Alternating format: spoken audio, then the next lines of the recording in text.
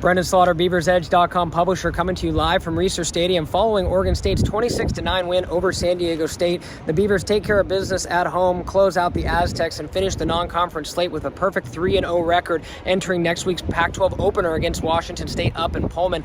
Diving into the matchup itself, it was a bit of a weird game, and I'm curious to see, drop your comments below if you feel the same way. The vibe was kind of interesting. I felt like early on maybe the crowd and the players, the team, maybe a little sleepier than maybe last week. Maybe the intensity and vibe of the first stadium like we had last week against UC Davis maybe wasn't quite as high. And the game itself, Oregon State entered as nearly a 25-point favorite, and it didn't play out that way. And I got to give credit to San Diego State, but at the same token, it seemed like it was more things that maybe Oregon State didn't do particularly well in this matchup. So starting offensively, the running game was successful again with Damian Martinez going over 100 yards. The passing game, when you look at the numbers, they hit some plays, particularly big passes to Anthony Gould at a 75-yard touchdown, big catches from Reha Minyagi, Jack Velling, so on and so forth.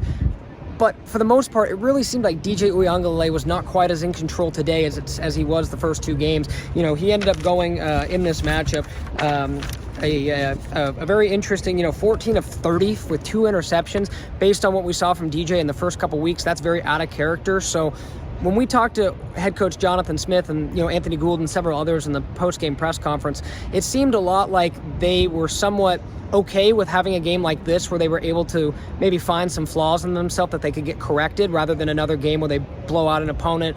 Fourth quarter's not in doubt, third quarter's not in doubt. So that could end up playing dividends down the road for the Beavers. But regardless, in this game, the offense wasn't quite in sync. They were able to, dial up a little bit more, in the second half, but for the most part, you look at the Oregon State scores by quarter: 3 points in the first, 9 in the second, 7 in the third, 7 in the fourth. So San Diego State certainly made Oregon State work for everything in this matchup. And to be honest, I wasn't quite expecting that coming into this matchup after watching, San Diego State sneak by Idaho State and then, kind of get rolled by UCLA 2 weeks ago. But again, nevertheless, you got to give credit to them, their offense, and Maiden for being able to find, those really short to intermediate passing windows. If there's one thing Oregon State's going to be looking at this week defensively, it's going to be cleaning up that underneath stuff.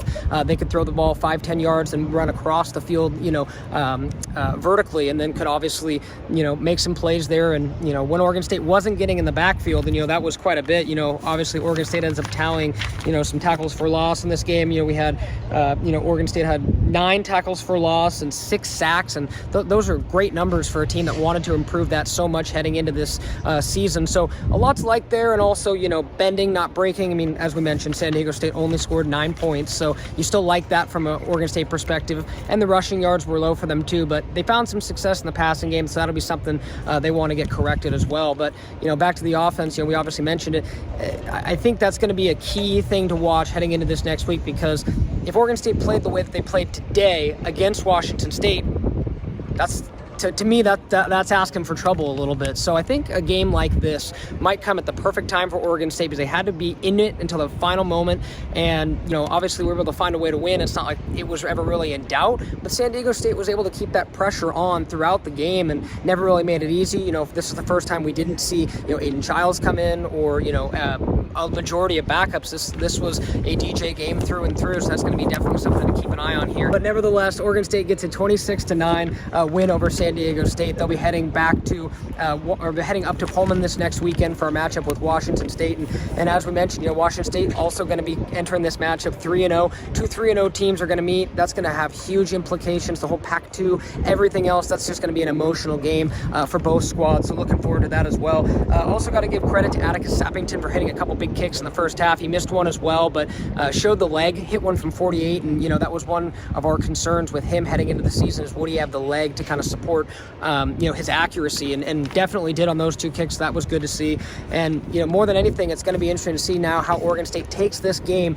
The vibe we got was, obviously they were very happy to win, but the vibe was that they left a little out there, and I felt that way too. It was a very interesting game. Like I said earlier, seemed a little sleepy, didn't seem like maybe it got going quite as early, and San Diego State managed to hang around. So impressive on that part of San Diego State, but more impressively, Oregon State taking care of business and getting the win. So that'll go ahead and wrap us up for BeaversEdge.com. Make sure to stay locked to BeaversEdge.com, as we'll have complete coverage leading up to this Washington State game. We'll also have takeaways, press conference, and much more from today's action. So again, make sure to stay locked to BeaversEdge.com. This is Brenden Slaughter signing off from Reser Stadium.